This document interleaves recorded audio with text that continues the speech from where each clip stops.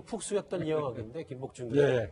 변호사를 교체했어요, 사선 변호인으로요. 예, 이제 국선 변호인 그동안 이제 본인 그 변호를 해줬는데 이제 도저히 안 되겠다고 생각이 들었겠죠. 왜 그러냐면요. 어차피 교도소 내에 있으면 그 안에서 이 사람 1차 재판은 끝납니다. 예. 아마 그 안에 있는 사람들이 이미 너는 아마 최하 무기징역 받을 것이다 하고 얘기했을 거예요.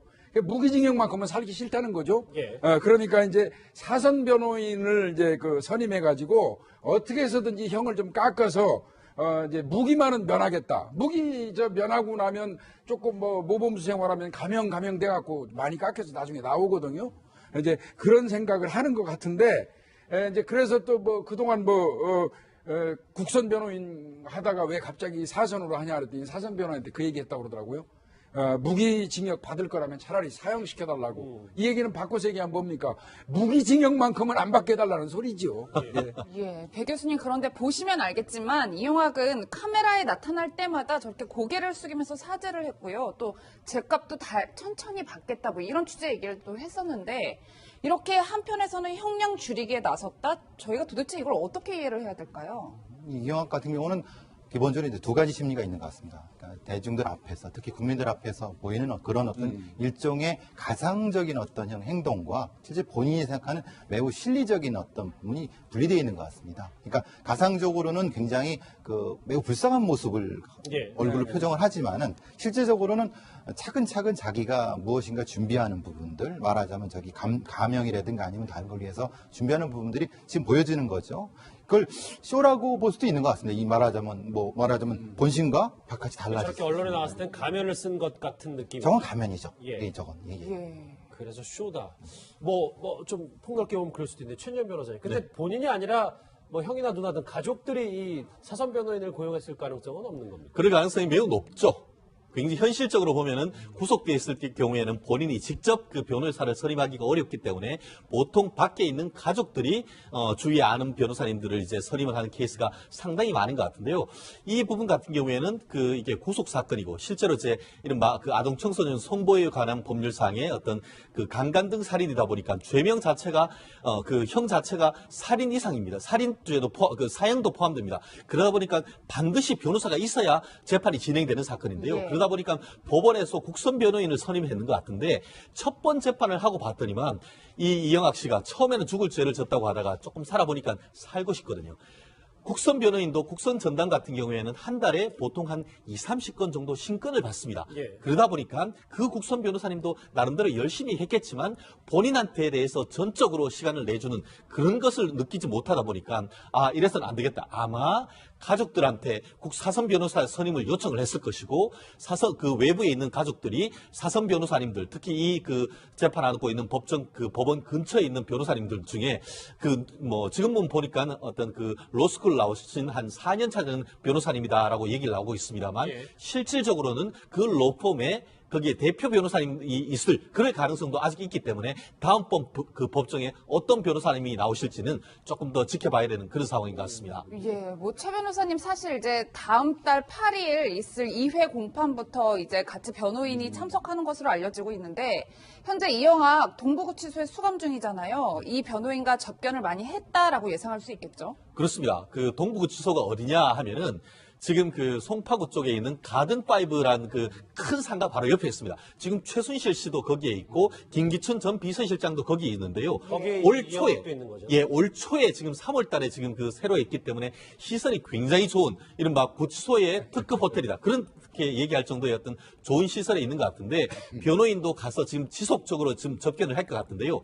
보통 이제 이 사건 같은 경우에는 공소 사실에 대해서 첫 기일에 자백을 했는 사건입니다. 결국 그렇다 보니까 범죄 사실 자체를 다투기보다는 내가 건강이 안 좋다. 그리고 그때 약을 먹고 해서 정신이 없었다 하고 정상 관계에 대해서 어떤 변론을 집중할 것 같은데 어쨌든 간에 변호인을 통해서 집중적인 어떤 변론 어떤 훈련 이런 부분도 어떻게 보면은 재판부에서 어떻게 보여야 될지 이런 부분까지도 종합적인 컨설팅을 받고 있다고 보는 것이 맞을 겁니다. 이해가 됐어요. 그런데 저는 이제 화면에 나온 걸 이렇게 받아들이고 싶지는 않은데 일각에서는 이영학이 지금까지 기부금을 많이 모았고 이제 거짓된 기부를 받았기 때문에 저 돈으로 혹시 사선 변호사를 고용한 거 아니냐 라는 얘기까지 있습니다. 아니 국민들 일반은 전부 다 그런 생각 때문에 괘씸하다고 생각할 수 있을 거예요. 후원금을 모집해가지고 그동안 빼돌리고 마구잡이로 본인의 어떤 취미 생활을 한다든지 이런 데 사용을 했던 사람이기 때문에 예.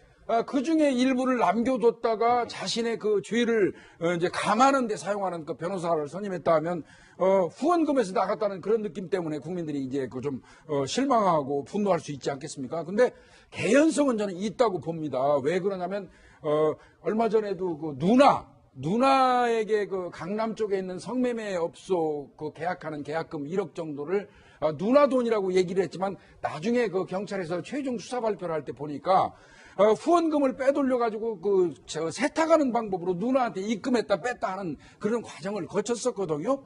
그랬기 때문에 이게 사실 뭐 누나라든지 가족이 그 변호사를 선임해서 선임비를 준다 하더라도 예. 사실상은 이영학이가 후원금에서 빼돌린 돈일 가능성은 충분히 있어 보이는 것이죠.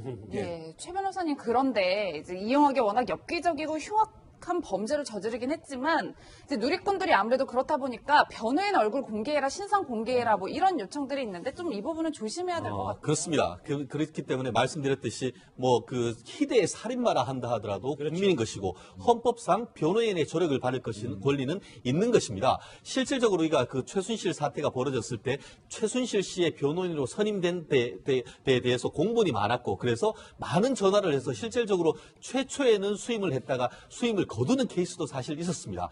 결국 그와 같은 공분은 이해는 하겠습니다만 어쨌든 그렇다 하더라도 반드시 변호사가 있어야 되는 사건이라고 한다고 하면은 그 사람은 어떻게 보면은 수임을 했긴 했다고 하지만 그 변호사님이 수임이 했다고 하지만 사실상 공공적인 역할을 한다는 그런 점을 그 감안을 해주셨으면 좋겠고요. 물론 지금 이 부분에 있어서는 저도 사실 불편합니다. 뭐냐면은 이 살인죄로 해서 기소된 이후에 경찰이 조사를 해서 8억 원 정도 사기 모금을 했다는 것으로 해서 검찰에 추가적으로 지금 재판에 넘기는 그 과정에서 돈을 그와 같은 국민들의 피 같은 돈으로 변호사를 선임했느냐는 그런 비판도 없지는 않습니다. 예. 그럼에도 불구하고 그 돈이 저는 아주 많다고 생각은 안 됩니다. 그렇다고 하면은 그런 부분에 있어서는 어쨌든 적절한 변호인의 조력을 받을 권리는 누구든 받을 수 있다는 이영학이라도요. 것은 예 그렇기 때문에 그런 점은 좀 양해를 해주셨으면 하는 생각입니다. 그리고 덧붙여서 예. 옛날하고 달리 요즘은 그 형사 사건의 성공 보수를 못 받습니다. 그래서 예전보다는 그렇게 많은 돈을 받을 수 있는 그런 건 아니라는 점도 꼭 변호사 한 사람으로서 말씀드리고 예, 싶습니다. 어떤 면에서 보면은요, 법치주의 국가에서 처벌의 정당성을 확보하는 데 있어서 변호인이 당연히 붙어서 그렇죠. 조력해 주는 거는 꼭 필요하죠. 어찌됐건 이영학은 형량을 줄이기 위해서 앞으로 법리 다툼을 뭐 불사하겠다 뭐 이런 뜻으로도 읽히는데요. 반성문을 4번이나 냈다고 합니다. 이영학이 과거 아내에 대해 언급했던 목소리 듣고 오겠습니다. 아내가 원해서 8년간 성폭행을 당했대요. 근데 아내가 그런 제 아내가 저한테 사랑을 증명한다고 마지막 그날 결혼 면지를 끼고 뛰었습니다. 한 가지 부탁이 있습니다. 9월 5일에 제 아내 죽음 자살에 대해서 좀 진실을 밝혀주십시오. 배상훈 교수님이 지금 가면 얘기도 하셨는데 저 얘기를 들으니까 조금씩 더 이해가 잘 되는 것 같아요. 근데 최 변호사님, 반성문 4번 썼다는데 반성문 횟수는 제한이 없는 겁니까? 반성문 횟수는 제한이 없습니다. 실질적으로 안에서 별로 하는 일이 없다 보니까 계속 쓰는 사람들 상당히 많은데요. 변호사 같은 경우에 그 횟수도 좀 조절해라라는 얘기 있습니다. 그런데 횟수가 중요한 것이 아니고 그 내용이 담긴 컨텐츠가 중요합니다. 단순히 반성을 하면 뭐 하겠습니까? 반성을 하고 내가 이것을 통해서 어떤 식으로 어떤 그 피해자들에게 배상을 하고 하겠다는 그런 다짐, 앞으로의 어떤 그런 부분이 중요한 것 같은데 실질적으로 보면은 크게 이제 많이 어떤 그 글을 써본 적이 없다 보니까 중언부언하는 케이스도 있고 실제로 또 어떤 케이스가 있냐 하면은 본인이 쓰는 것이 아니고 구치소에 있는 옆 사람한테 시키는 그런 케이스도 있습니다. 그렇기 때문에 이 부분 같은 경우에도 과연 이영학이 직접 썼는지 그 부분에 대해서도 법정에서 직접 확인해보는 그런 게 필요합니다. 그러니까 뭐 예를 들면 그 구치소 안에서 뭐 범털이라고 하는 사람들이 누구한테 또 글 잘 쓰는 사람한테 반성문도 시키고 이런단 말입니까? 물론 그럴 수는 있습니다. 뭐냐면 글이 악필이기 때문에 옆에서 대필해달라는 수는 있습니다만 실질적으로 이 부분 같은 경우에 그 내용만 봐도 예. 그 심정을 재판부께서는 다 알 수가 있을 겁니다. 예, 그런데 배 교수님 앞서 보신 유서 동영상에서도 그렇고 이번에 공개된 반성문에서도 그렇고 유독 아내 이야기를 하고 있단 말이에요. 저희가 그 점을 좀 주목해봐야 될 것 같아요.